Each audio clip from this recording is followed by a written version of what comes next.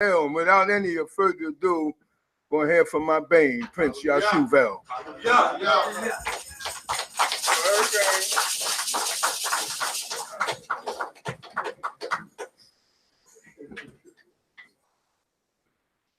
Thank you, Father, Most High God. Hallelujah. Everyone may be seated.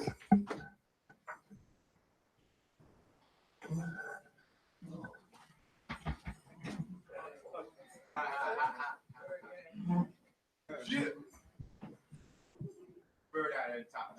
There we go. That's the bird. There we go. All right, so they put the bird on top of our logo. Good job. Hallelujah. Hallelujah. All praise, all honor, all glory to the supreme intellect of the universe, Yah, our forefathers, Yah Abraham, Yitzchak, Yaakov. Thanking the Almighty for allowing us to be here this Sabbath day. Giving respect to the leader, Nasi. Also giving the respect to Prince Nathaniel Ben Zabulon and War Prince Nathaniel. Hallelujah. Hallelujah. Before I start, I like to ask the Most High to forgive me for all my sins and iniquities. And I ask that the message is clear and precise. I don't expect everybody to agree, but I expect you to hear the message. And I think that if you listen to it in totality, you understand where I'm going with this and why I did this lesson. Hallelujah. Hallelujah.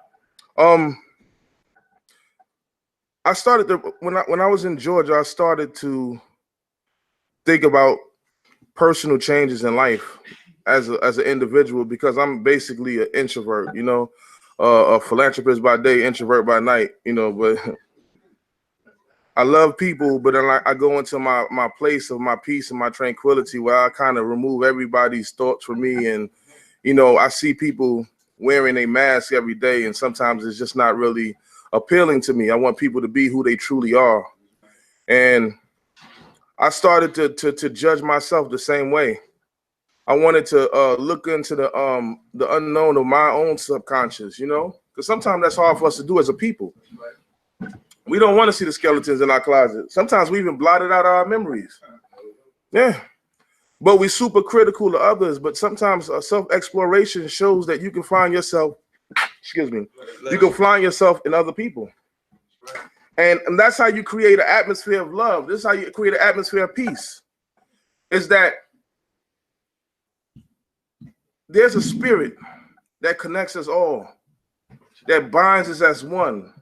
There is a love that the Creator gives us. But our love has been so distorted by the nation. They're telling our stories. But it's time for us to tell ours. I wanna go into the first slide so I can get started with this. All right, the lesson is called The Exhumation of Black Relationships, Why Hebrew and Black Relationships Appear to be Disastrous. And I use the word appear because sometimes I think that we misunderstand what relationships are. Right. And the word exhumation is to dig up a dead body. So in order for us, when we dig up these dead bodies, we got to look into where things went wrong. How did this become so treacherous and devastating to people? And we're going to walk through the timelines, and we're going to break down what has happened to our relationships today. And it's okay that you're hurting. It's okay that you're sad. It's okay that you're looking for somebody to pick you up and lift you up. It's a peculiarity that most of us build up when we go through stages of life.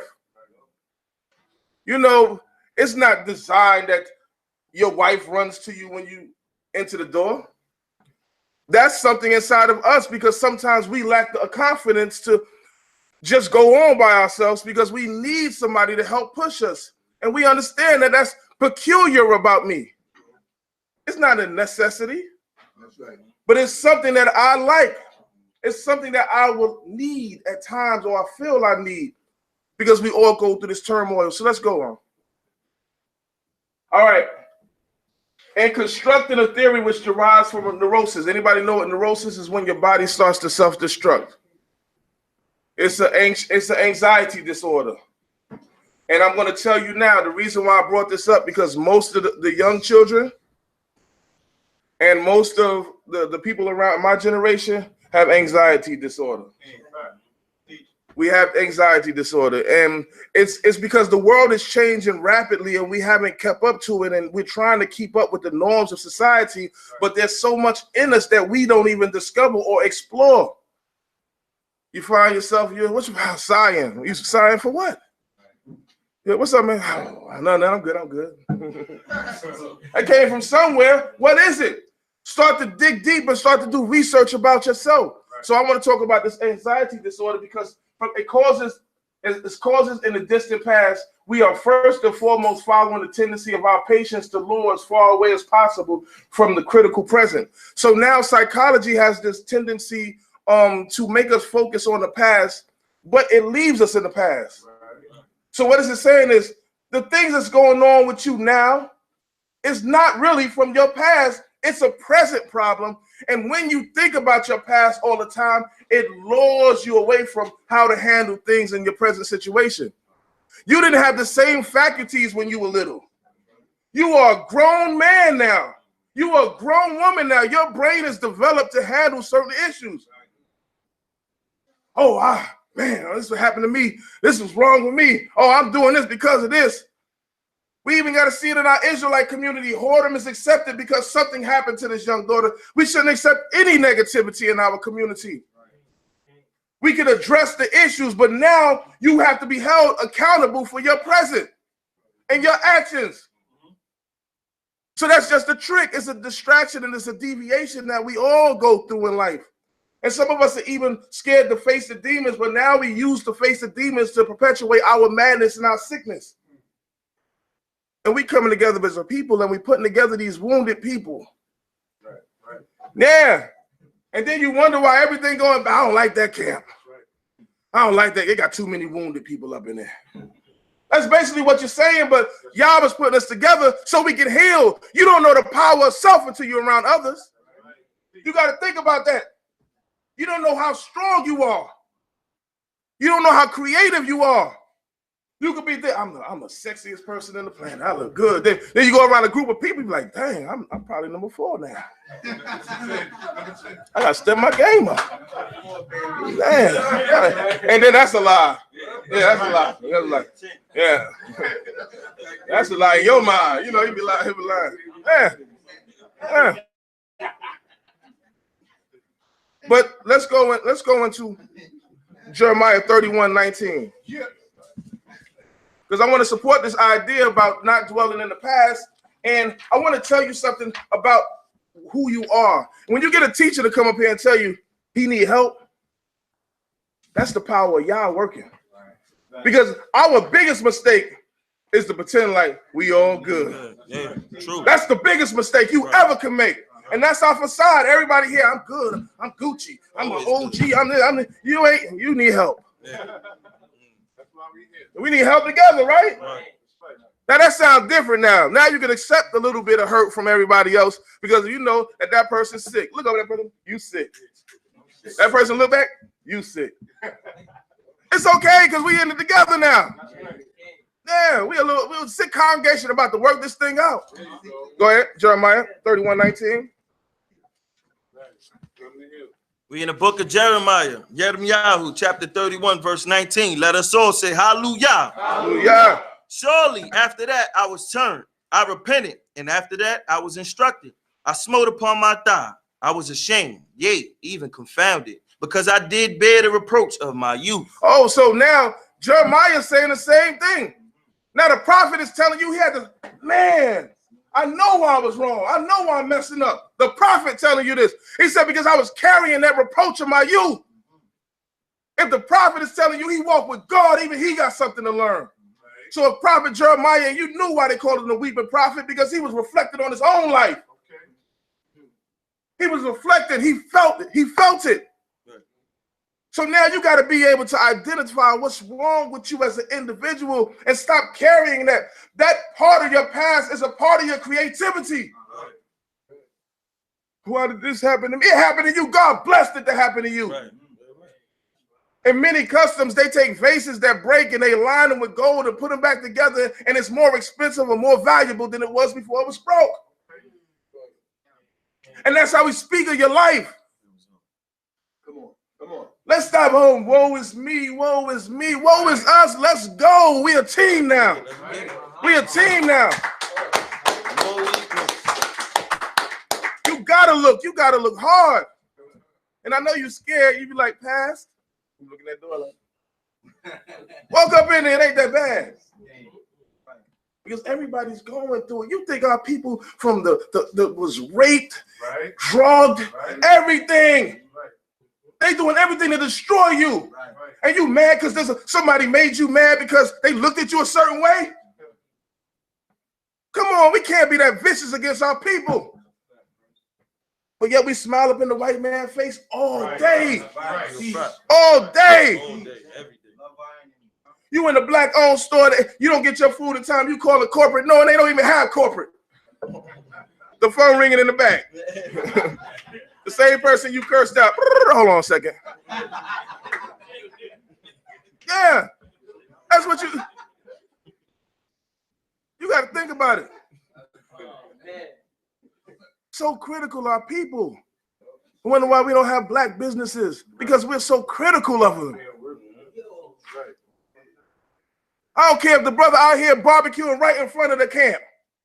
That should be our restaurant. Yeah. And when you bite it, I don't care how it tastes, you be like, woo! People pull you up, brother, what was that? That's woo! Huh?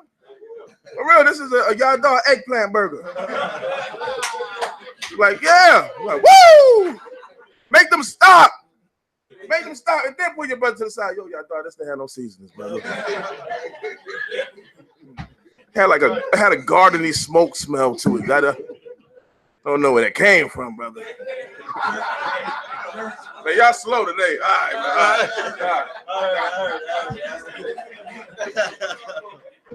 All right, let's go to the next slide. All right, I like to go over the Genesis story over and over and give it to you different ways, because it's so deep, man. I mean, you can look at it from so many angles. And what I say to you as a person and not Kosh, that word means whisperer, right? There's always something in your mind. Most of you have problems meditating because you can't stop thinking. There's always echoes going on in your mind, right? And I want to explain something. Why did the serpent go to Eve now? Why did he go to Eve? Because their emotional memory is stronger, right? So this is how we all got good emotional memory. If you want to remember anything, put an emotion around it. Put an emotion around it. This is how you'll never forget it. This is how you never forget that. But they have emotional memory, and every time you hear or you try to tune down, it's something you're thinking about. Your mind start wandering. You start thinking about people that hurt you. You start thinking about things you need to do. Because that whisperer is programming you, and you've been programmed as a child. So we're going to talk about relationships and wonder where this programming went, because we can act like we're fine, but we're not. That serpent represents the system that we under. That regime that we under, that snake. Go to the next one. All right, so it says fate leads the willing and drags along the reluctant. Fate leads the willing. So if you know your fate, because fate is placed in your life to motivate you. You have a fate, you have obstacles that come your way, right? And it leads you in a direction where y'all want you to go. These obstacles, these things where you give up at the time you get down, I'm tired of this. Because you were supposed to go in that direction. That's fate. But when we stress it and we going through neurosis and anxiety disorder, we're being dragged along. We don't want to go. We don't want this to happen to us. We don't want to do all of this. We don't want to take our time out and reflect. We just want to be distracted. You want to be distracted. You want to be distracted. Look at everything that takes us away from our family. You can see two people in the same room, lovers at a table eating, and they're watching what? The phone. Because they're living vicariously into somebody else's life that ain't happy, but they putting on a persona as if they're happy. That's just the image. People who post how happy they are in the relationships are most miserable. That's counterbalancing. You buying it. That girl look happy. I want to be happy like her. They in the back wrestling. Boom, boom, boom, boom, boom, boom. Sister, come on, he hit me. Oh, sister, you need to leave. You need to leave. Yeah, I need to go. Call everybody up. Call everybody up. Then next week, me and you, baby, me and you against the world. You turn the world on them. Y'all turn each other. I don't care what nobody say. Then why did you put it on social media? Right. Why did you put it on social media? See, don't get caught up because you don't see other people doing that. Bill Cosby, they destroying this man. Everything that Bill Cosby did was at Hugh Hefner's mansion. That's right. Hugh Hefner had 3 women. One of them was 18, and he had her for 2 years. They're not going to tell you none of this stuff because they want you distracted. They want you to distract it. You got to think about it. Hugh Hefner should be, what do you call it? Dug up and locked up. Yeah. He helped with the crime. You don't tell me he never heard no complaints? Huh? He didn't see Cosby dragging around bodies? Yeah, Cosby, what you doing dragging that around? Oh. Yeah. Y'all stupid, man. Let's go next slide. All right. Now there goes the enticer. We all know that it's not an apple in the scriptures, but they purposely place the apple in the scriptures, and you'll see why. Because an apple deals with youth, it deals with love, but it also deals with sin, lust, and desire. So everything has polarity in the world. We can make things good and bad. You got good lions, bad lions. These things represent different polar opposites. And when you see this, he's enticed by this red thing because red deals with passion. Right? Because the art of a woman is seductive. It is. I know women don't like to see themselves as being seductive, but they are. Yeah. Got the lipstick on, eyelashes going, you know what I mean? Coming up them stairs, them heels, tilting forward. You got them heels to tilt forward. Huh? So, you know, slow it down. Okay. The sister take off them heels, you be like, yeah, it's seductive. Even women playing naive is a seductive thing. They're not stupid. What is that? I don't know. She's saying, conquer me, my Lord. Teach me. Yeah, it's all a play. It's all an art. It's an art of seduction. Y'all gonna learn today what women are and what men are. Don't believe it. Don't believe it. I used to think, I said, man, this sister don't get nothing. She want me to teach her. Yeah. I'll teach you, sister. I got a 1 o'clock class. PM? AM. Yeah, brothers can get you trapped up. You get trapped up because you're being too seductive at times. Just the people up here teaching don't make them right. Don't make them good for you. Don't make them righteous. But that's your addiction as a woman to power. But it's part of your natural aspect of who you are, because in your sexual mate selection, you're supposed to be attracted to males that you think is going to perpetuate your lineage. And so now you see a couple of handsome men, and to you that triggers something in you to make you believe that this is going to be good kids. I mean, like, you know, read my body language. Like, y'all don't mean a yes and a no, right? All right, to the natives, the apple tree is where the pale skins lived. Anywhere when you see the pale skins, that's where the apple tree is. That's what, because they're going to program you with the seduction, and they're going to use your emotions against you. And that's men too, because Adam did eat the fruit later. He did. Samson gave up his strength. I read it. And she said, so I can afflict you. He knew. Yeah. And she kept on going. People coming in the house. I'm like, man, but that's what a woman would do to you. She will. I got some good stuff for you, sisters. I'm coming for y'all. Y'all go. Yeah. Yeah. I see sisters got the ropes out the back window. Like, I'm catching. Y'all gonna get hype in a minute. Next slide. My last time it's your mind. I knew it. I knew it. I was my first and last time. All right.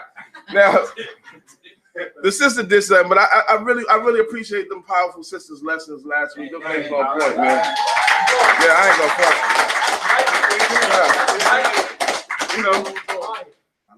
I did it before, but you know, shout out to my sisters, man. I love it, man. No, but in truth, you go into major stories. There's biblical underlining words in all of these stories that they'll keep on pushing in your mind, and they're gonna let you know that they're here. They're here. Here goes a woman, Snow White purity, you know, all right, and she's given an apple, the red apple, desire, lust.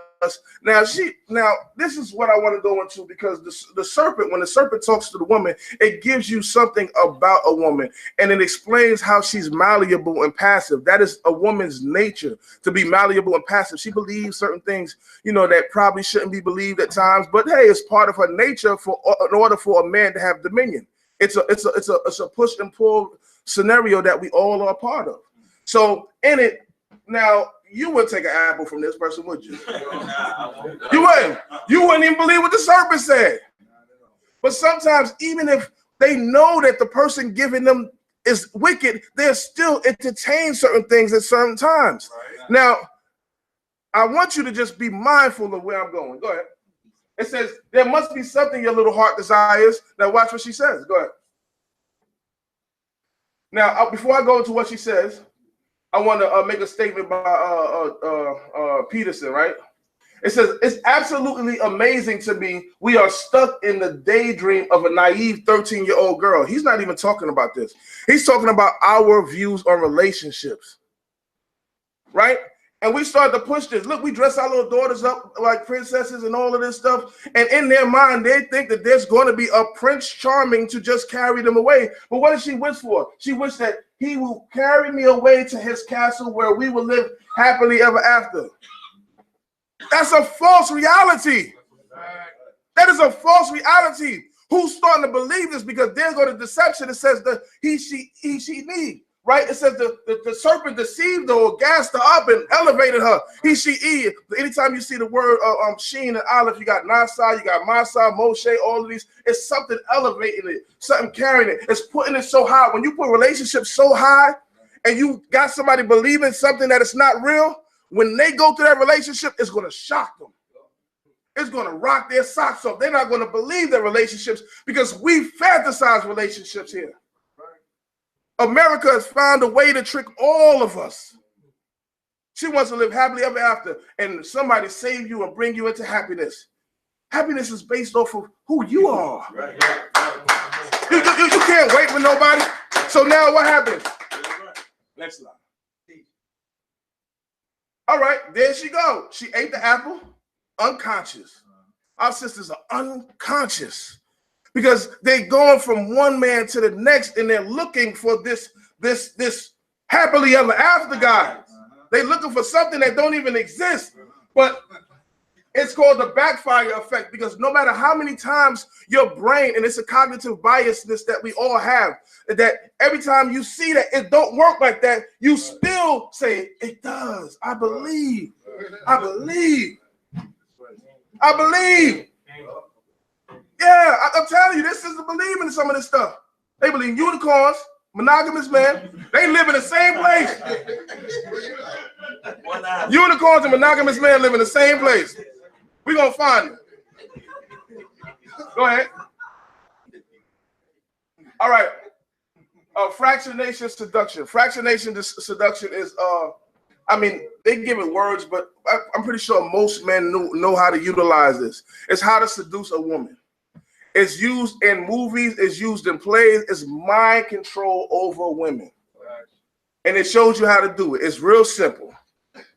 Y'all want to hear? Y'all want to hear? I'm going to text y'all. Fast forward. But one of the things is that you have to create a desire for the woman to chase you. Because the woman, her natural job is to get you to chase her, but in real, the person who chases the opposite person is the one who's the domineering one or the dominating one. So So women love consistency, but sometimes you have to be inconsistently consistent with them. It's called intermittently. Like you have to have things like you can't always use words like anytime, anything for you. Why? Because it's a lie. If I establish a relationship with you and I tell you anytime, baby, anytime, I'm at work, boo. You said anytime, anything. You're my world. You're not my world. What the Creator has for me to do is my world. And you're here to assist in my world. No. It got to be true, though. I want you to understand. Because really, I'm going to tell you, women like men to handle their business. They do. They accept it. They love it. They love me. What you doing, baby? I'm in here busy, boo. I'm working hard. You working hard, baby? All right. I see you later, right? I'll see you later, boo. All right, yeah. Because that builds up desire. And now when you get that time, you value that time. You get it all day and you don't want it no more. You cook lasagna every day. You ain't gonna want lasagna. You gotta mix it up a little bit. They like that. They like it. You got to make them desire you. You know, you about to text them. Be like, I'll wait till she texts me. That's right. That's right. Like, oh, what he doing?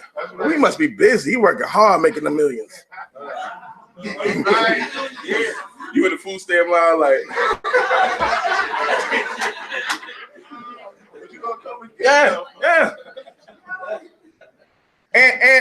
But one of the things is, and this is the main part, always allow a woman to express her emotions and engage with her emotions. Don't get caught in her emotions, but engage in her emotions and pull out her emotions. The reason why, because when you, let's say, tell me one thing negative that you remember. They tell me one thing positive that you remember. They'll start bringing up stuff that they didn't know, but now that thought is associated with who now? You. And now you're a part of her emotional memory. So you play a strong part now. So this is one of the things that you have to do as a male is you have to engage in these areas and you have to be able to restore it in a way. You have to learn to give time, to give restoration to these aspects because women hold a lot more than we do. They do. And sometimes they don't even want to tell you about it. You know y'all women like to play the guessing game. What's wrong with you? What's wrong with you? And you sit around there all day, you be like, I know nothing wrong with me. They want you to figure it. I should be telling you what's wrong with me. How long we been together? We've been together 2 months and you don't know what's wrong with me? She's like, yeah, you right. My fault, sister. Let's go. All right. So constant reminder. In our logos, they're just letting you know you're a part of the seduction. Why is iPhone's logos are apples with a bite taken out of it? It's part of the systematic. They flaunting it in front of you every day. And you're like, man and woman, we're so lost. We're so caught up in stuff. You spend so much time on your phone and you talk about you gave your child the best. Right. There's nowhere in the world. Our children need to be protected. Our daughters, our wives, all of them need protection. Right. See, because that's one thing that I had to really figure out recently. Is that if a woman is malleable and her mind is easily swayed in one direction, then that means you have something so tender and delicate. Right. But that's a good thing, right? Right. That's what you want. Yeah. She's tender and delicate. So you have to be mindful of these things. So now us as men, we have a certain role now that we're thinking about this. Because you can't be so out in the world and expect the world not to have an effect on them when the world has an effect on you. See, you call it polygamy when you're sleeping around, but that's not really what it is. You just added a Hebrew twist. You did. We have to be mindful of these things because we're engaging in the same world. And when they engage in the world, we tell them that they're wicked. We have to be the standard bearer. Let's go to the next slide. All right. Freedom versus security. Now, this is something I always, if anything you're about to get into a relationship, you have to understand that women are security-based. Men are freedom-based. Another part of understanding a woman's desire. This is why men, you have to train. Because nothing says love or desire like a man who can fight and train. Right? So now a woman is designed for security. You desire freedom. You want freedom. You don't do good in this system. You can't stand this system. But then there's going to be an opposite effect, and there's going to be conflict, and not opposition, but opposition when two of these things don't get what they want because they're being pulled in two different directions. So now understand a woman is about security. Let's go. The black woman's role during slavery, right? So now we see in Deuteronomy 28, things change. What about this black woman's role? She stood by you. Y'all got on that boat together. You got separated, came back together, found her. Master whips you. You ready to buck, right? I'm going to kill this man. He'll put his hands on me again. I'm going to kill him. And her mind is starting to click. No, I want you. I need you. Don't buck the system. You get it. You get it. Don't buck the system. And then so now in your mind, you're going to be like, I got to be there for my family. So that freedom that you're fighting for is no longer there. But what's starting to set in is she knows that you're no longer her what? Security. Your role as a man has been reduced. And Master said that buck because he breeding you. Like Prince Yashuvel, Chief Yashuvel do the dogs. They breeding you, and you just a male there to procreate and to invest in their investment. But the woman still loves you, right? She's hurting and she's deteriorating inside that maybe you can't overcome this. Now think about this. Have we overcame this? No. Continue.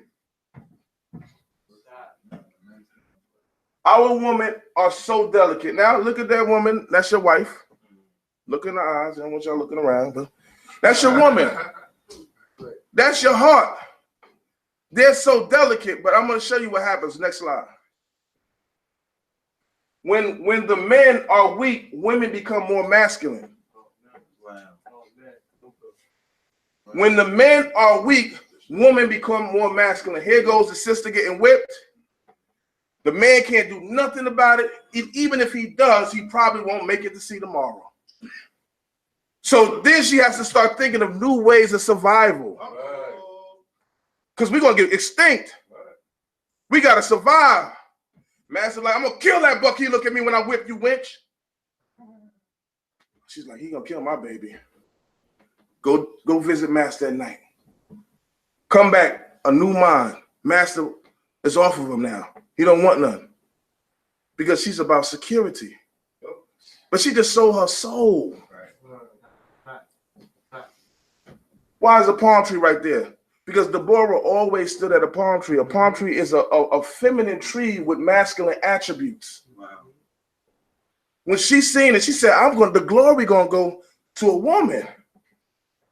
The general's like, so be it. And also Deborah means what? A bee. Queen bee. The men are just used for what? Procreation at the time of survival. Right. So I want us to explore the minds and where we are as people and individuals. Go ahead to the next slide. Wow. All right, Delilah. Delilah took the root of her name from the Hebrew word Lila, meaning night, while Samson's name means sunlight. Women inadvertently have the propensity to out the lights or take away the power of her mate. Samson, like any rebel to an oppressive system, is a threat to society, while women are social creatures will try to break her male to be socially accepted.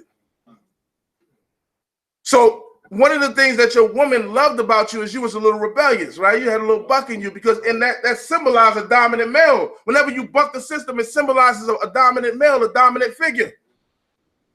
And then, but when she gets you, she tries to take you away from that. She wants you to get a retirement and or Medicaid and bring you into the system because she's trying to secure you and cause you to be socially accepted when we as people that are about freedom should never accept the oppressive society.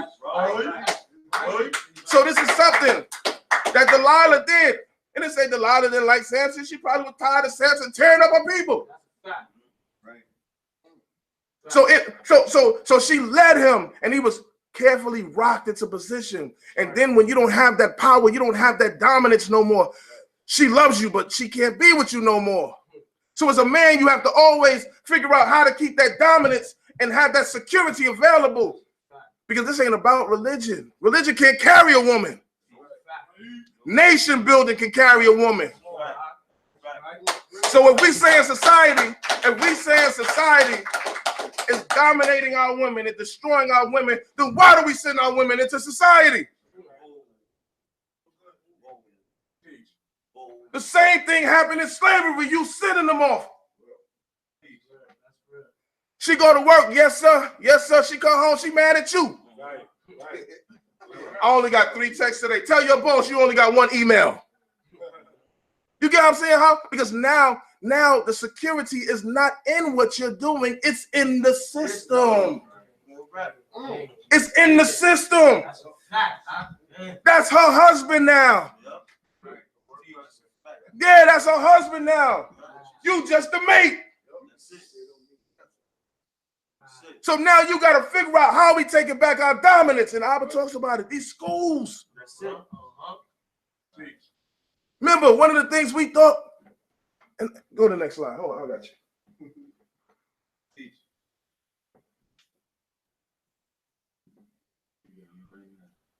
One of the things we thought, and I watched it, and people are going to be so upset with this. We educated our way out of our nation. We educated our way out of the nation. Oh, okay. Okay, we jamming. Oh, you just giving it all away. That's it right there? Yeah, that's the next line? All right. Now, we're going to go on now with the men. Men, Ish, is the same cognate as fire. Why? Ancient East is the same word because early humans, after they were kicked out of the garden, they needed fire in order to survive. So anytime you see humans, you see them around fire. But fire has a tendency to rise. So it's rising to ascend to get where? It's just like the human, when you're conscious and you're trying to find enlightenment, you're ascending towards the creator, and your whole life is to seek divine enlightenment to survive. To survive. Don't be romanced to death. Train your family to survive. Because a lot of it is a distraction. Romance is the precursor, and let's say we utilize it, it's the precursor to making babies. If you use it, use it. But after you had that baby, was it what you thought it was going to be? Because somebody fantasized that they had a cute baby and just pushing out a stroller. Then you 4 in the morning can't get sleep. Oh my God! It's not what you thought it was. It starts to change, and now the system made it worse now because now they want you back at work. Give that baby up and pay for you giving your baby up. Big people make money off you giving your baby up. You should be disgusted. Your baby is not even worth the time. Get your behind back to work. We'll give you 2 months. 2 months on the nipple, and we create some powder milk for you that's going to destroy them. Autism, bipolarity, all type of stuff popping up in people we didn't even know existed. I started looking up this orders. The book is this thick. Y'all making this stuff up. Think about it. You going back to that man. That man and gave the baby up, and that baby, whoever is raising that baby, their mind is being imprinted on them. Because that first 3 years is a part of the baby's child development that's the most important in how they respond emotionally to things. So most people don't even know they're being programmed at 3, so they think that they were gay born that way because their memory and the hippocampus wasn't fully developed yet for long-term memory. See, these people know what they're doing. They picking us apart. They tearing us apart. Next slide. Hunters and gatherers. So let's get back to what men were doing. Back in the days, we would go hunt, go get that food. Brothers out there getting that food. The big brother couldn't get the food. They ain't eating. He was like, baby, I tried. You better get it like that brother over there. Look at him, his wife eating. Y'all smiling, everybody eating. But they depended on you. And then, because food was so scarce, other tribes try to take other tribes' food. So now you got to protect. You got to protect. And then if you're farming, you have to protect your land. Oh, you had roles back then. You had roles.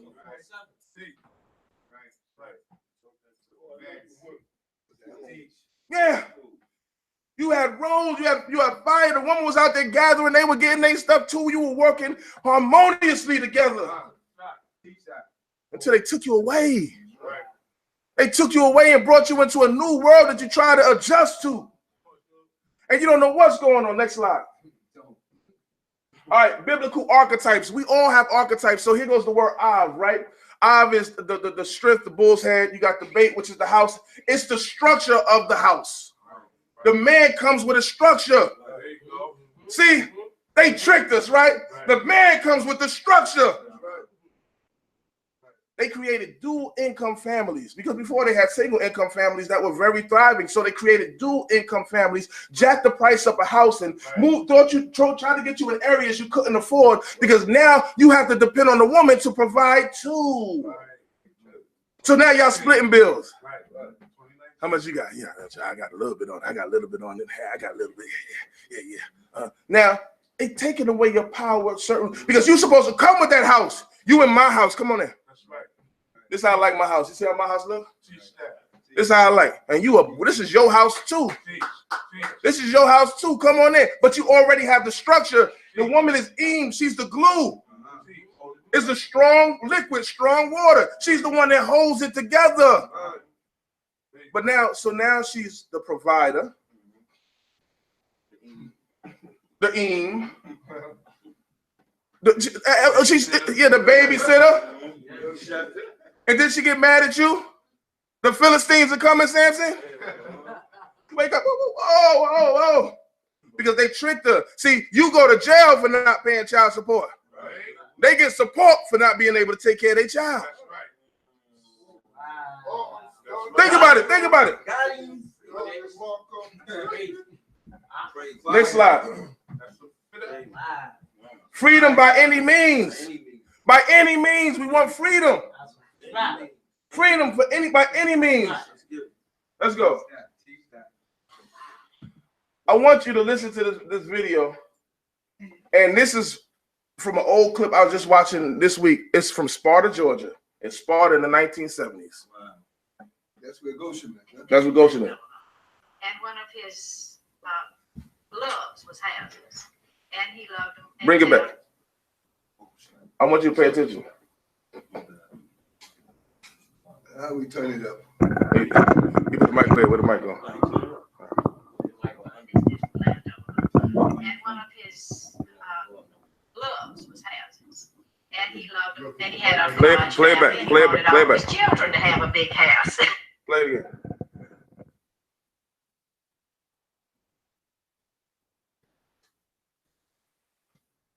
Instead of landowner. And one of his loves was houses. And he loved them, and he had a large family, and he wanted all of his children to have a big house. So that's the reason I suppose we got into the house business.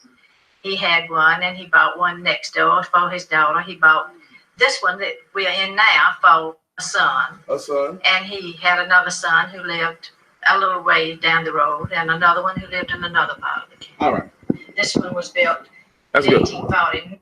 All right, she's telling you that why they became landowners. And she said, my father used to buy houses for his loves. She said he bought one for this son, a son. So that's a detachment, right? That's not my brother, a son, and another son. You know how whites kept blacks after they abolished slavery? Start practicing polygamy. If you look it up in the history, what they did is they started sleeping with slaves, and slaves started inheriting property over the land, but they were still under the masters, so it gave them some sort of control. And this is all throughout Sparta. This is all throughout Sparta, Georgia. We're sitting there, and I'm telling you, it's a beautiful thing, because you really get to see how things start to work. You know, they have a black mayor in Sparta, but the black mayor, before he came in, they kind of stripped him of his powers. So they rewrote the rulings of what a mayor can do, and created a mayor pro temp.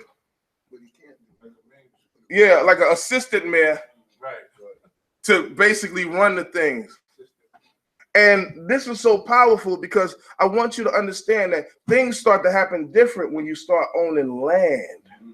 When you have land, now you become a man. You have things to protect now, because they don't want to see you grow. Now you're getting back into your business now, right? Things are going to start changing. Now you can protect that woman. Now you can feed that woman. And you're going to have to train. You're going to have to get right. Now, in this society, you don't have to get right. That's right. Imagine walking somewhere and they burn something in your yard. You're going to have to step up. See, the slavery is so subtle up here that we just accept it. In the South, they're giving it to you. It make you want to rebel. There was a man called John McCown. John McCown came to Hancock County, which was Sparta is. He came and raised $2 million. Then he raised $8 million. The white people were pissed, because they were like, you messed up something good. Me and my niggers, we're good. I had my nigger working for me 40 years, and I love her. We work harmonious together. Now, in her mind, she's correct, because they were working together. And when he came, he divided it. He said, no, because we're not slaves no more. We could co-partner in some stuff, but we're not slaves no more. So the whites in the town is like, oh, how do you feel about John McCown? That nigga? I hope he die. I hope he die. I hope he get killed. I hope he this and that. Yeah. They say, wow, I don't know what he's doing, but he thinks he created jobs, and we didn't create jobs. So what they did is they created segregation academies, which really are colleges. So they put a price on it, so the black people couldn't afford the school, so they get it. But what do we do as black people? It's such a better school. I think my kids are going to be more educated. I'm going to go there. I'm going to appreciate it. They're going to shut it down as soon as you keep bringing too many people. That's right. And you as a wife, you're getting up early. You're getting up at 4 o'clock in the morning to take your kid to the academy that's on the other side. Then come back and you got to get ready. Then you got to go to work. And then you got to, and you wonder why you got anxiety disorder. Imagine your child being raised up in your community. When you going to work, you just drop them off on the way, walking. Imagine that, how much power you have, sisters. Yeah, you'll be powerful. See, this lesson is for us. It's for us to get our fire back, brothers. It's for us to get our fire back. We have to look at Delilah's, right? And I'm gonna state this, and I'm gonna be clear with it, because we got to understand that there's some people in the society that they come in the Hebrew Israelite congregation and they feel it's not structured enough. So they pull them out and bring them to the synagogue. Right? That is the natural propensity of a person that's trying to secure her man, because she don't see nothing for him. So she takes him away from his tribe and she places him back under the hands of the oppressor. Right? But if you love your man, there's no way in the world you can let him go. Give him a couple of smacks on the face. Wake up, baby. That's the man that did it to me. That's the family that did it to me. When I started watching these videos, I said, who's these families here? Because I want to know them. And this is the thing that we got to get into. We got to understand that I know you want security, but we're going to start providing it. We're going to start digging in. We're going to start grinding. We're going to start changing the city. Because no longer, this doesn't represent power if the Arab downstairs got that corner store. That's not power. We're going to get there, though. We're going to get there. And then you can feel like a woman again. Let's get it, man. Come on, brothers. We got to give them something more. We got to give them something more. And we got to protect. Go ahead. That's right. All right, so one of the first books I ever read out of Donald Goins, out of high. That's the first book I wasn't reading. I wasn't into books. Somehow I just something told me to go to this bookshop and buy this black book. That's when I started becoming a black power person in my mind, and I read Donald Goins, and it was just so refreshing. It was refreshing because I seen a black man starting to dominate. And see, we're getting back into the time because when we first started this Hebrew Israelite movement, the women were forward because we were dominating. Right. We were winning. Right. We had stores. We had schools. We had everything. We were winning for a minute. We missed a few things, you know, some real important things as brothers, but we were dominating. We were winning. And when I watched Donald Goins, he had a woman with him, his main woman, and she would do anything for him. He was like, go in there and get that bag. Yes, baby. I was like, dang, that's a powerful woman. That's a powerful woman. So my brother called me, Saul Shemuel. He called me this week and he was speaking to me and he said, bro, I don't see Abraham and Sarah the same no more. He said, forgive me if I'm wrong, but it seemed like Abraham told her to get the bag. I said, she went in there and said, I'll do it. I got you. I get you out, boo. Don't worry. Just say you're my sister. Get, you know, whatever we got to do to survive. See, in that mindset, we know that we liberating. She went in there, got it, came out with riches.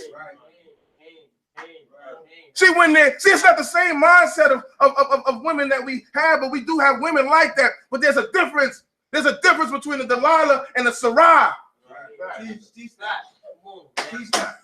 You supposed to put your husband's feet to the fire and make sure that he's fighting for his freedom. Because I know, baby, if you ain't free, you ain't going to be right with me. You got to look at that man and then see the things that's wrong with him. You got to know he hurt because he's a slave. He's hurt because he's a slave. And you want him to get his fire back. You want that desire back, don't you? Don't be overbearing or overprotective of that man. Don't pamper him. What does that say? You pampering him. You don't put a pamper on a man. Rock him to sleep. Don't rock him to sleep. And I said, Kenyatta would just sleep with all the white girls. I was like, man, because back in the days, you could still be black power and have a white girl. Because that was a reparation woman. Yeah, that was reparation. You felt empowered. You walk around the white man with the white girl. You know, and this is what they were talking about. They said, you know, we tired of hearing black power this, black power that. He said, I'm not saying the Negroes can't be equal, but they can't be rude with their equality.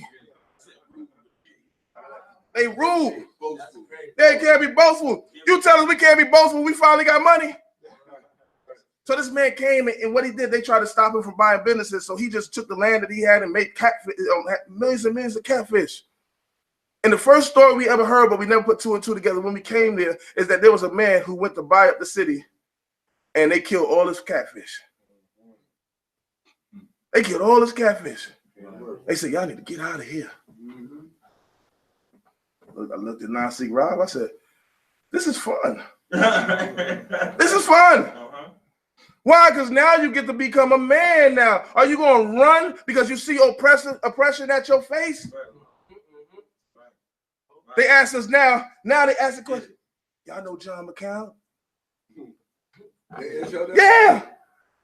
Because they see people coming in there buying up to the city. Let's get it. And now you can start doing it. Now you can start seeing the power. Because the white lady like, oh, he tore this country, he tore this county up. We were so good together. I bet we was when we was on the bottom. They don't want to see you on the top. I want to see you on the top. Stop chasing them. You going broke, chasing them. Y'all go on vacation after vacation, don't own nothing. Don't make no sense. That's slavery. Reward yourself when you accomplish something. What we got, baby? We paid off this car, boo. All right, we're going on vacation. There you go. Let's get a shawarma. I can mess with y'all. That get a nice one. That get a nice one right there. I get a nice one right there. We doing too much, man. And it's wrong because we're taught, man, you come in the game and just giving everything. Don't do that. You got to measure this stuff out because you cannot compete with that. You bought all type of stuff, sending all type of memes. You love my life. Without you, I have no light. All type of stuff every single day. You cannot keep up with that. Be real with yourself. Be real with yourself. Measure it out where you can keep up with it. A woman will like your consistency if she's seen it from the start. You stay up 3 o'clock in the morning. Baby, I love falling asleep to your voice. You late to work every day. When you going to wake up? And then you say, baby, I got to stop. I can't do this no more. And what happens? Something wrong. Because the patterns are different now. You changed it was your fault because you changed the patterns. Don't do nothing you can't consistently do. Yeah. If you low budget your stuff, don't buy her stuff you can't afford. I got you this bag. Yeah, oh, baby, that's nice. That's nice.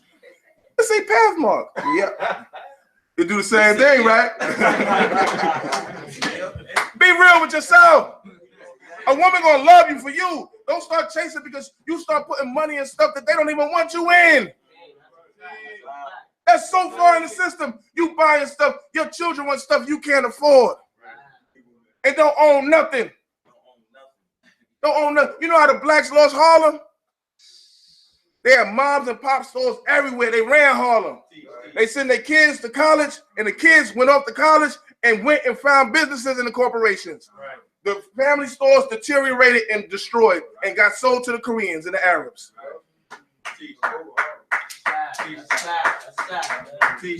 It'll hold them down what you put in. I'm not telling you to don't educate the children. I'm telling you educate them the way they need to be educated. Educate them the way they need to be educated. Oh, next slide. Deuteronomy 28, 113. And it shall be that it shall come to pass that thou shalt hearken diligently to the voice of Yah, thy Elohim, to observe to do all the commandments which I command you this day. Yah, your Elohim, will set thee high above all nations, right? And blessings shall come upon thee and overtake thee. We're supposed to be overwhelmed with blessings when we start doing this law, right? If thou shalt hearken to the voice of Yah, the Elohim, blessed shall thou be in the city, right? Blessed shall thou be in the field. We don't got no field. All right, let's go to the next one. Blessed shall be the fruit of your body. We got that, right? Yeah, we bringing them babies in, right? God don't lie. We do it. All right. Blessed be the fruit of thy land. Ain't got no land. Well, we do got land, but people want to play religion. That's two things he just can't bless us with. The fruit of thy cattle. Ain't got no cows. Maybe he's trying to bless us and we ain't got the stuff to get blessed with. Oh, wow. Maybe it is there. Maybe the increase of thy kind and the young of thy flock. We got pits. Bullies, sleek out, bullies. Blessed shall be the basket I need and trough. What is it? No, we gotta buy our flour. That's right. Do you get where this is going? Y'all got something for us. We just so into the city we can't see it. Yeah, everything we want is not what y'all wants us to have. Everything. You know what? Everybody like income tax gets swallowed up by what? A cause. You know what has the least value? Cars. They're not even worth it when you're done with them. Yeah, I paid it off. They like got it on the timer. They got it on a timer. Like, yeah. So they got a timer. You be like, I paid that off. No, that's my bass. You trying to play it off, right? Blessed when you we go out and you come in. We blessed like that, right? Because he allows us to have. So the things that we have, he's a blessing that. You got to be real. But he talks about your storehouses. Do we have stores? We don't have stores because we're chasing everybody else. Making them rich. That's right. Y'all just got income tax. Right. Every last one of y'all just got income tax. 10 y'all look at that spitting in Trump's face. Like, I want George W. Bush back. I like that stimulus package. All right. But imagine 10 families coming together putting at least 5,000. Right. That's way more than the deposits you need for a store. That even get the store filled up with what you want. We not thinking collective. We not thinking like family. We thinking like nations. You want Prince Charming to come carry you and make you happily ever after. That's not what. Let's go to the next slide. All right. When we see a black, I'm gonna try to read this the best way I can. This is Malcolm X. When we see a, okay, that's. You fast though. All right. When we see a black man who is constantly being praised by the Americans, begin to suspect him. Like, think about it. My kid just did this. He got an arm. Yeah, that's cool. In our system, because they're going to perpetuate. If education was the way to liberate us by using their education, why aren't we liberated? When we see a black man get honors and all sorts of decorations, and the United States flatters him with fine words and praise, immediately suspect that person. Because our experience has taught us that the Americans do not exalt any black man that is really working for the benefit of the black man. They not. If you don't believe that, you think a man who is disrespectful and abusive is just going to let you go? No, he thrives off of keeping you hostage. Right. And anything to perpetuate that madness is going to keep you there. But I want you to think of it from different perspectives. Because we're in an abusive relationship. This man has been abusing us. That's right. Who put poison in our apple juice and give it to the kids? Right. We can't even get the apple juice. Nothing's good. We can't even give them no water without them coming out flaming. Woo! What kind of water is that? Other countries dump their poison in our water. I'm pissed. I am pissed. But if we pissed, we're gonna have to do something about it, brothers. That's right. We gotta do something about it. Our women should work for us. They should work for their family. That Proverbs 31 woman can shine if you got something for her. Let her grind. Sister, stop chasing that nation. Brother, stop chasing that nation. There's nothing here for you. Nothing here for you. Nothing. You gotta look at that man, and look at your wife. Y'all gotta love each other to say, let's get out of here. Right. Let's get out of here. Team y'all, let's go. Team y'all, let's go. You look at that man, you're pissed off at that man. You look at that woman, you're pissed off. You're like, you ready, baby? I'm tired of this. Let's go. Watch things start happening. Watch accomplishments start to be met. Go to the next one. Robert Kiyosaki, right? Rich Dad, Poor Dad. Teach. He said you are programmed to be slaves. He says the school system programming you to be a slave. Right. With promises. Right. Yeah, the Chinese man. My children, you going in, now your child got debt. That's right. $1,000 of debt. You know we own more black businesses when we were segregated and didn't go to college than we do now. What? But this is how. See, this is why when you doing this and you doing that, it's not going to work. Right. It's not going to work. We've been in the same place for years. That's a fact. It's time to think outside the box and inside that book. Right. Y'all got the blessings. Everything gonna start happening for you. It's gonna start happening for you. Start opening up your mind, unlocking it. This America is addictive. It is. It is. To our destruction. Yeah. It is, man. I'm telling you, you love it. He said, come to the country. Oh, no, y'all stores too far apart. I like corner stores. It ain't like it's not your own corner stores. You like other people having corner stores over you. I like people being over me. Next one. All right, this comes from my older brother. He put me onto this probably about 7 years ago, man. You know, so he's pretty smart. Who's that? Prince, man. Prince, man. You know, he put me on that. All right, this is Robert Merton's strain theory of deviancy, right? So you have adaptations. This is how people adapt, right? This is from a sociologist. This is how people adapt. This is called your social goals. You know, house, kids, cars, dog, fence, certain kind of clothing, and normative means. Normative means is how you go about getting these things, right? Regular job, on the books, this and that. Those are the normative means. So when you conform to society, you accept the social goals, and you accept the normative means. I didn't have to go further down this list to show you where we fit in that on this list. We have conformed to the system. Innovation.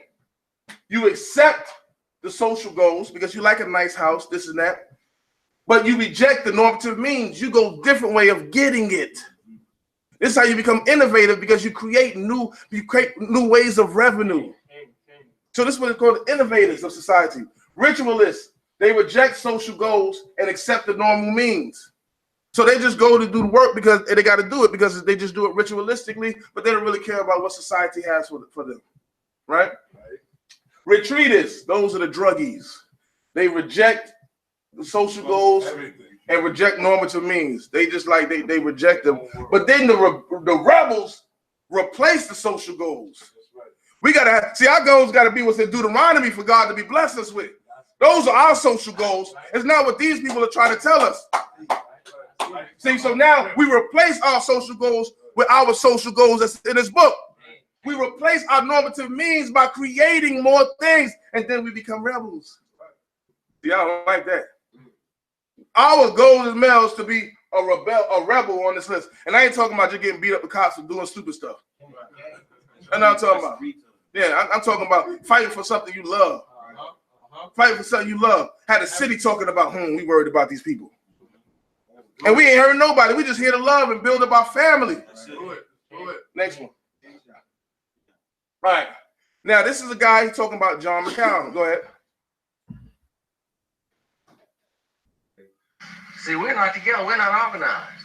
And they're organized. They have shortwave radios in every section of the county where in 2 minutes they can notify everything. And they have ammunition stored up.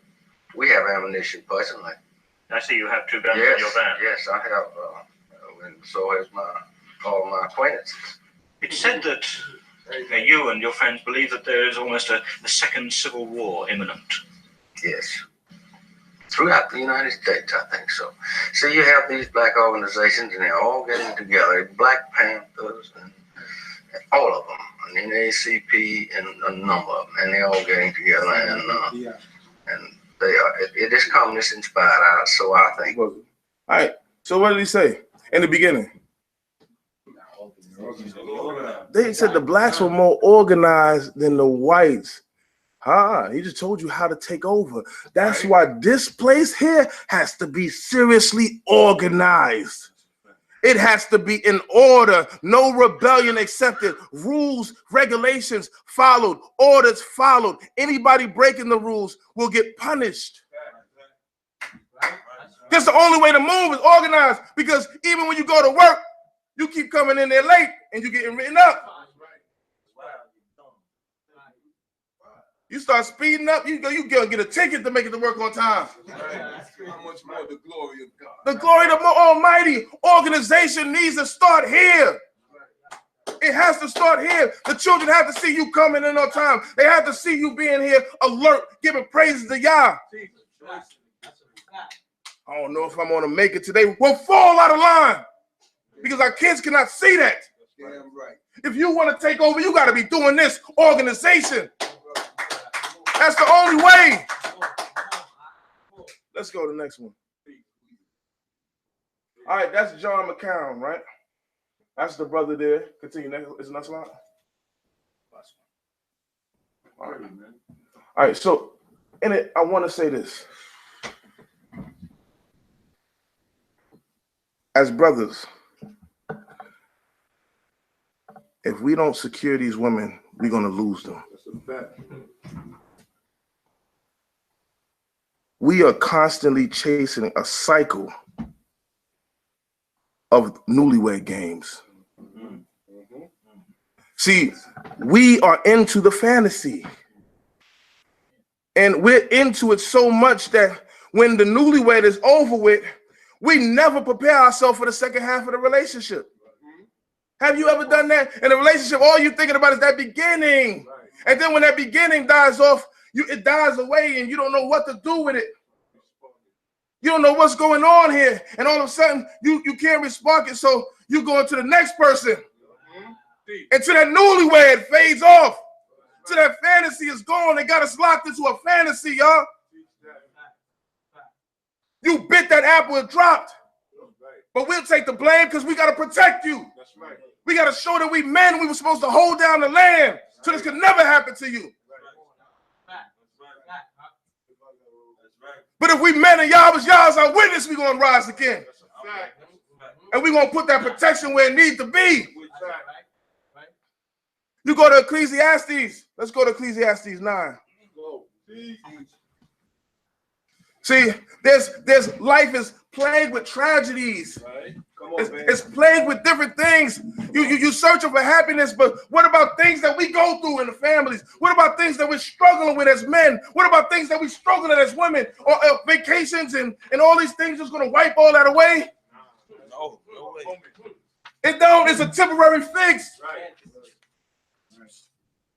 It's a temporary fix. So yes, give a little rejoicing, give a little help. But we got to be so dominant on our game that our woman just holds our arm and she's there for us. We ain't been a men since years. That's a fact. We all betas. That's a fact. Claiming to be alphas. And I'll take it. If nobody else take it, I'll take it. I take it. I failed. I take it. I failed. I take it. I failed. I fed them to the system, and I'm wondering what's wrong with them, why they don't understand me. Right.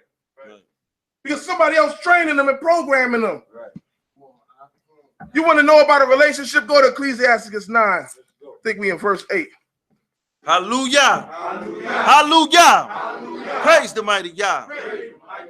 Let thy garments be always white, and let thy head lack no oil. Enjoy life with the wife whom thou lovest all the days of the life of thy vanity. Hallelujah. Which he hath given thee under the sun all the days of thy vanity. For that is thy portion in life, and in thy labor wherein thou laborest under the sun. Whatsoever thy hand attaineth to do by thy strength, that do. For there is no work, nor device, nor knowledge, nor wisdom in the grave whither thou goest. That's right. I returned, and I saw under the sun that the race is not to the swift, nor the battle to the strong, neither yet the bread to the wise, nor yet riches to the men of understanding, nor yet favor to men of skill, but time and chance happen to them all.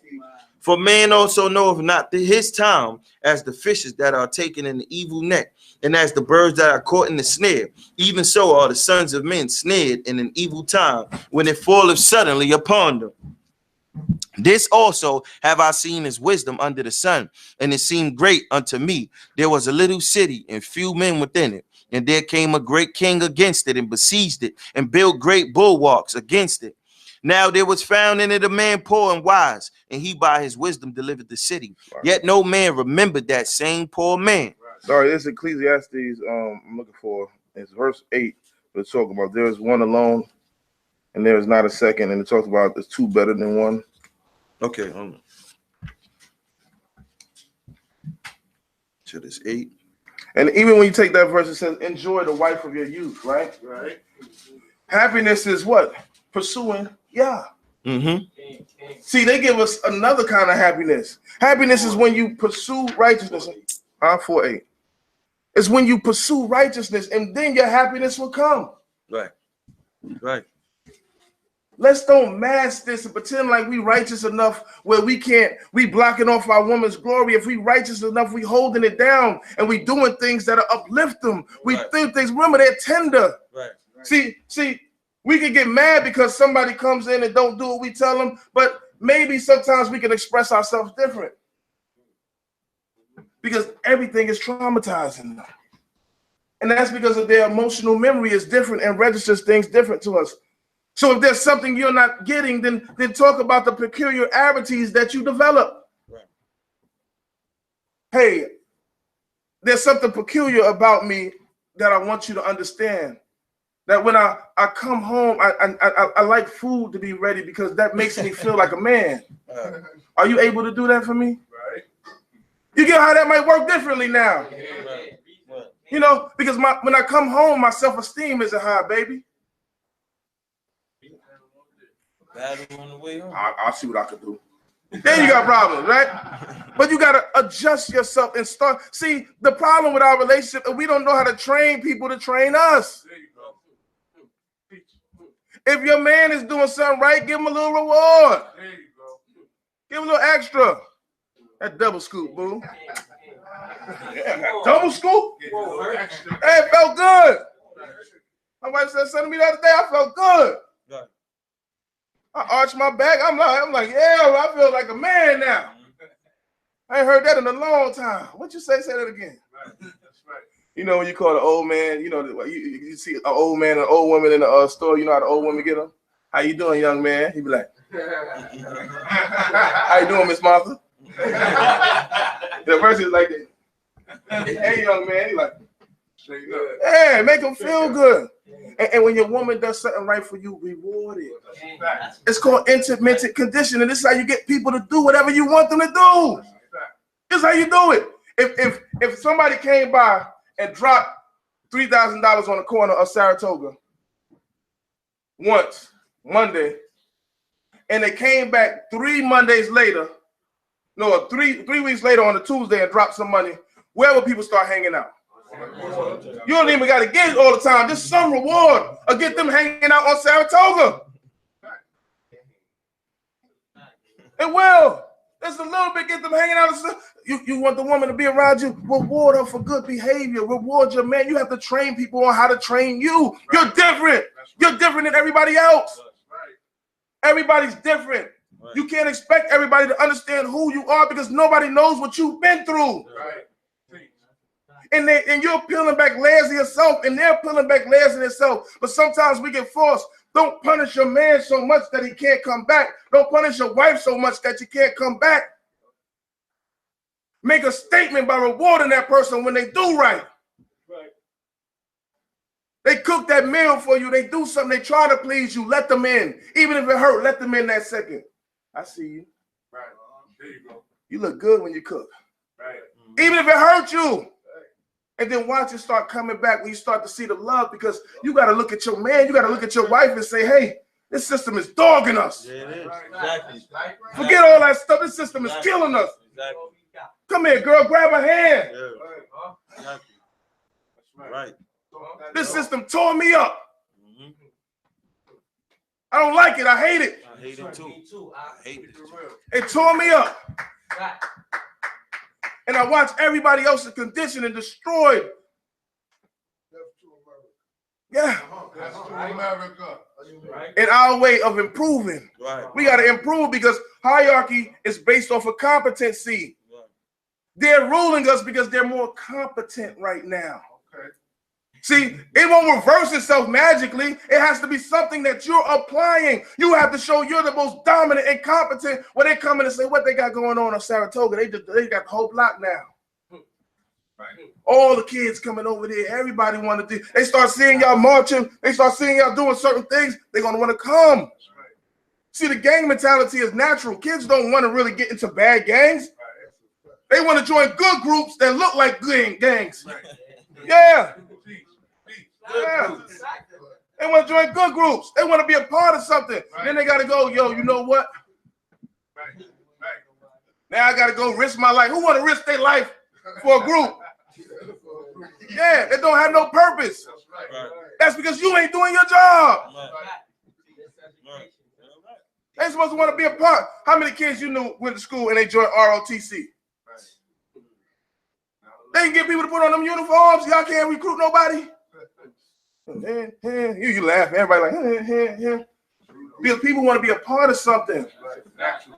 And people stop showing up is because they don't want to be a part of this. Right. So now we're going to elevate. We're going to become great. And we're going to become dominant. And we have to. Go ahead and read that verse. We're in the book of Ecclesiastes, chapter 4, verse 8. Let us all say hallelujah. Hallelujah. There is one that is alone, and he have not a second. There's a man that don't have nothing. This is Solomon. He's watching. He don't have nothing. Go ahead. Yea, he have neither son nor brother. Yet is there no end of all his labor. Neither is his eye satisfied with riches. For whom then do I labor and bereave my soul of pleasure? So there's a man out there that's saying, hey, I don't even got a woman to come home to take off my burden, to help me taking off my burden. This is biblical concepts now. He's saying I'll just make money and just still be sad. Man, if it wasn't for the black woman, if it wasn't for the black man, we couldn't survive slavery. That home had to be nice. Peaceful. You had to come home, man, baby, how you doing? It had to be good because we understand that this anxiety is kicking into this male, this woman, because they don't want to be here. So we dealt with it delicately. Even when you look at the slave films, the white man looked at it so much that he wanted us in his house. You think he see us now and want to come in my house? He wouldn't look at these relationships. He'd be like, oh no, I don't want that. That or rap music. Yeah, rap music. Keep that rap music and your relationships away from me. Go ahead. This also is vanity. Yea, it is a grievous business. Two are better than one because they have a good reward for their labor. All right. It says two are better than one because they got a good reward for their labor. That's them together, right? Okay. So now it's about what? Two are better than one. And they're starting to talk about survival. Go ahead. For if they fall, the one will lift up his fellow. Right. But woe to him that is alone when he falleth and have not another to lift him up. So now our relationships is predicated on the tragedies that awaits us, the things that our fate lead us to. And when one is weak, the other one picks us up. Is that what God is talking about in relationships? You got to be able to know, hey, he's not feeling good today. I can tell his countenance is off. Something happened at work. Right. Her countenance is wrong. Something happened. Hey, but what's up, boo? How you feeling? Right. Is anything wrong? No, nothing's wrong. You sure? Nothing is wrong. How about this? Hey, is there anything I could do for you today? Different. Approach the question different. Because sometimes our questions lead people to lies. You ever seen somebody do something? You ever seen somebody do something? You said, why you do that? Don't ask them, why did they do that? Unless you're really trying to seek the reason behind it in order to fix it. Just say, don't do that again, please. So how does that work? Because if I ask the person why they did it, automatically they're going to respond with whatever comes to mind. Right. Make them comfortable. Yeah. That's because anything, your mind is clever enough. Hey, there's something about me that I don't like it when you do that. Can you please don't do that? Please, thank you. Simple as that. I love you. Yeah. You gotta walk people into when they training each other. It's a give and take. Go ahead, read this a couple more.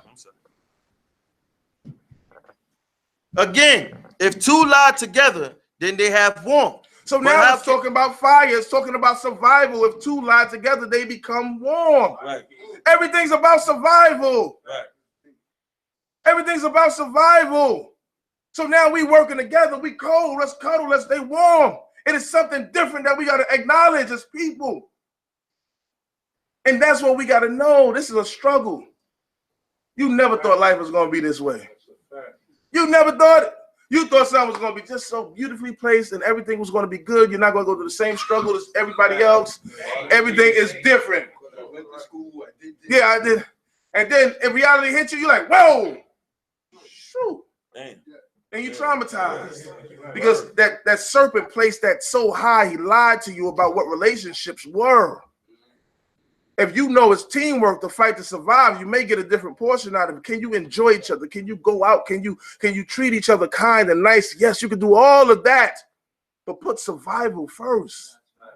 Survival has to be first. Go ahead.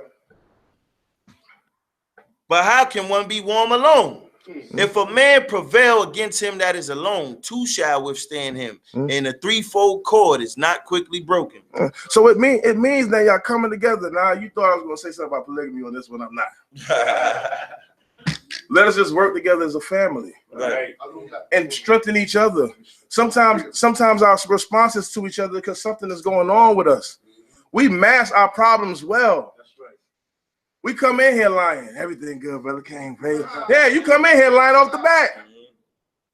And I know sometimes you don't want people to understand, but sometimes people have to understand you.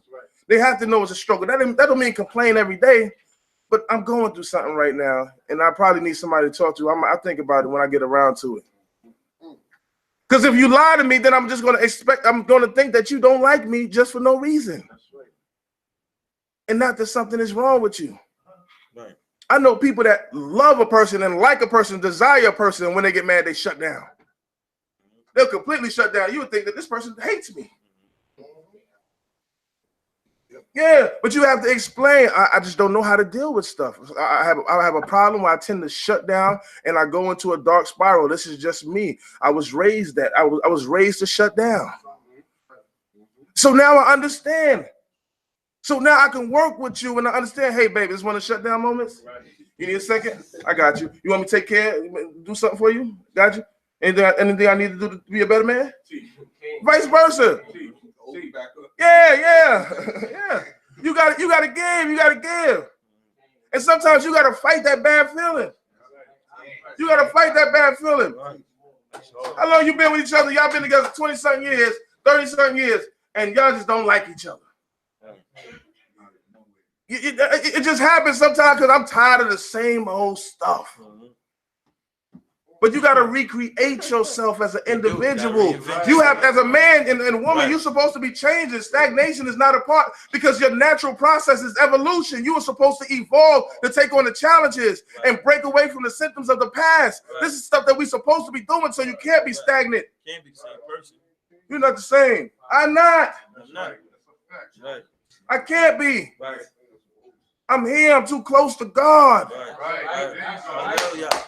I'm too close to the Father.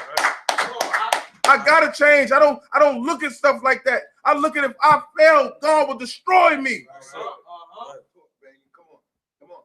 I'm not worried about the man. I'm worried about the Father being right with me. Treat me the way I need to be because I need help. I need love from the Father. That's my desire. You come along and help me with my desire for y'all. Don't let nobody take you away from the glory. Because that's your power. That's your power. That is look at it. Let's think about Chris Brown. A woman that love Chris Brown, right? Oh, Chris Brown, that's the only person I can think of right now. Right? So they say he's this, he's that, he got all the women. They're attracted to Chris Brown's power of attraction. They like his power of attraction. Then when the woman gets with him, she's mad because he's not monogamous. That's not what attracted you to Chris Brown. It was the power that attracted you to him. So why do you remove his power in order for him to be docile and die off? And then you don't want him no more. Never give up your power as a male is what's going to drive that woman crazy about you. And you have to.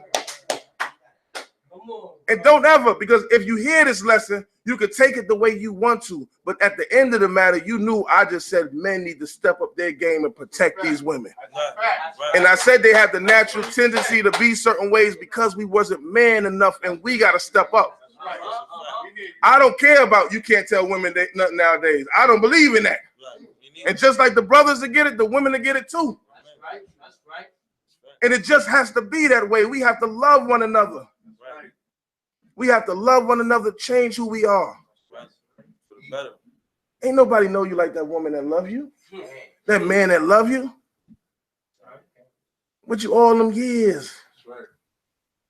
We got to love that. and thank the Almighty. Because we all can do better, man. We can all do better. That's true. That's true. All praises, all honor, all glory to the supreme intellect of the universe. Yah, our forefathers, Yah Abraham, Yitzchak, Yaakov, Hallelujah.